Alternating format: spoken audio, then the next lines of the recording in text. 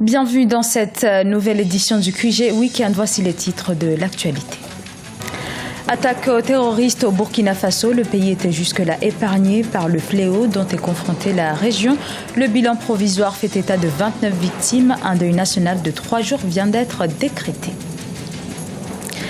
Accroître les capacités énergétiques, la Guinée entend mettre à profit ses nombreuses ressources hydroélectriques. Des projets de barrages sont en cours de lancement.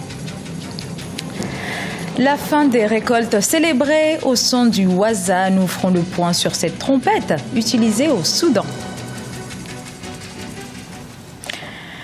Mais avant de développer ces titres, le chef de l'État ivoirien Alassane Ouattara et son homologue du Libéria, Ellen Johnson Sirleaf, devraient se rendre lundi 18 janvier à Guiglo, à l'ouest de la Côte d'Ivoire. Cette visite dans l'ouest du pays s'inscrit dans le cadre du retour des réfugiés ivoiriens en Côte d'Ivoire. L'opération de rapatriement des réfugiés ivoiriens au Libéria du Haut Commissariat aux réfugiés des Nations Unies a repris en effet en décembre dernier avec le retour de 654 personnes. Une visite de travail est par ailleurs prévue entre les deux chefs d'État.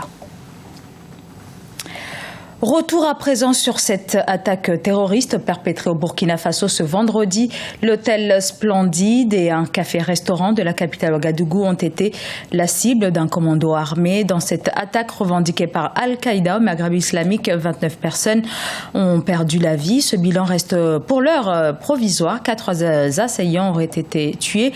Un deuil national de 3 jours a été décrété. Les précisions dans ce sujet d'Olivia Yéré-Dobré, commentées par Lise Elsie Akizimana. Le Burkina Faso en deuil après l'attentat terroriste de l'hôtel Splendide d'Ouagadougou. Le gouvernement burkinabé a annoncé ce samedi 16 janvier 2016 un deuil national de 3 jours pour rendre hommage aux victimes de l'attaque terroriste du vendredi 15 janvier 2016. Ce soir-là, un commando de djihadistes d'Al-Qaïda au Maghreb islamique a attaqué l'hôtel Splendide et le restaurant Cappuccino. L'assaut a été donné au matin du 16 janvier 2016 par les forces burkinabées soutenues par les forces spéciales françaises et américaines. Selon un bilan qui reste provisoire, l'attaque aurait fait 29 victimes de nationalités différentes et plus d'une trentaine de blessés. D'autres attaques auraient eu lieu à proximité de ces lieux. Après, effectivement, le Splendide Hotel, après l'assaut de Splendide Hotel, après l'assaut de l'hôtel Yibi, il y a eu un autre assaut, notamment sur le restaurant La Calèche, et puis notre restaurant au Massif Buvette qui s'appelle Taxi Brousse, qui est situé non loin de Splendide Hotel. Au total, il y a eu en tout cas 3 corps de djihadistes qui ont été présentés officiellement à la presse. Et ce qui fait qu'il s'agit vraiment de gamins, ce sont des jeunes d'à peine 18 ans. Suite à cette attaque terroriste, de nombreuses réactions de soutien se sont fait entendre à l'échelle internationale, notamment celle de la communauté économique des États de l'Afrique de l'Ouest qui condamne ces attentats. Le président Roch-Marc Christian Kaboré s'est également adressé à la population à travers une allocution depuis son palais.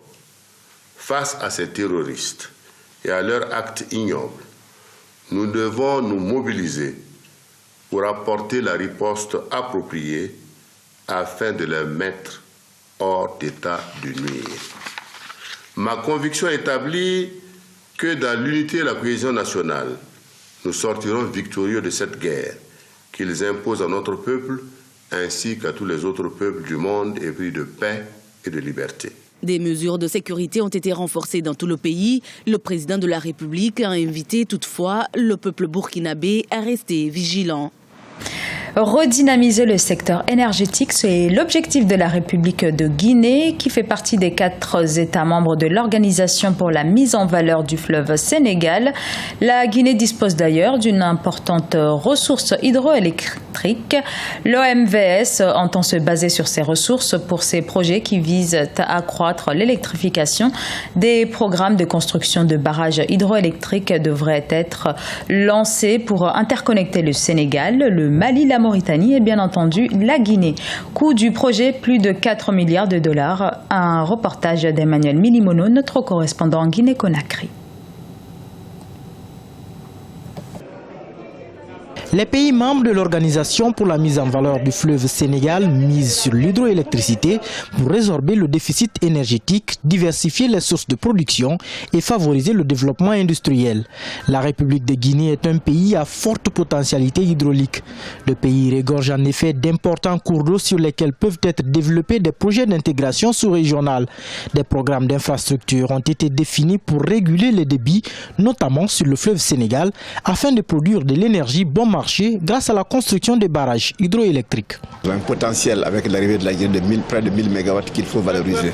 Et dans ce cas, nous avons le barrage de Koukountamba dont nous comptons lancer l'appel d'offres dans quelques semaines qui va être réalisé à Tougué, donc dans le foutage là, qui va produire 300 MW d'électricité. Ensuite, nous avons 2 autres barrages toujours en territoire guinéen.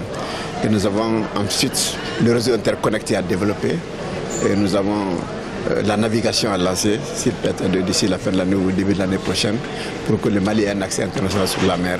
Les meilleurs sites propices à la construction des barrages hydroélectriques se retrouvent en Guinée, avec notamment le site de Koukountamba qui, à lui seul, peut produire 300 MW d'électricité. 2 autres sites localisés produisent également la même quantité d'énergie, soit un potentiel de 600 MW rien que du côté guinéen. La mise en œuvre des projets de développement envisagés par l'Organisation pour la mise en valeur du fleuve Sénégal nécessite un financement global d'environ 4 milliards de dollars. Le barrage qui sera en Guinée va coûter au moins 900 millions de dollars. Il va comprendre le barrage proprement dit, mais la route d'accès que nous allons faire de Labé jusqu'à Tougué et aussi de Kenyoula, mais également les lignes d'interconnexion pour permettre de relier le barrage de Koukountamba à Labé et à Conakry, ainsi que le Koukountamba donc au réseau interconnecté de l'Ouest en territoire malien. L'organisation sous-régionale met en œuvre en ce moment un nouveau programme axé sur 2 volets essentiels, la navigation sur le fleuve Sénégal et les routes d'accès. Celle-ci va consister à draguer le fleuve sur 900 km de long et 30 km de large. Le MVS est aujourd'hui classé première organisation sous-régionale au monde du fait de la gestion rationnelle et paisible de son bassin. La mise en œuvre de ces projets par les pays membres va à coup sûr contribuer à l'amélioration des conditions de vie des populations. Également dans l'actualité, le prix du cacao au Cameroun est passé à 1580 francs CFA sur le marché camerounais. Le Cameroun est confronté à une baisse de la production cacaoyère.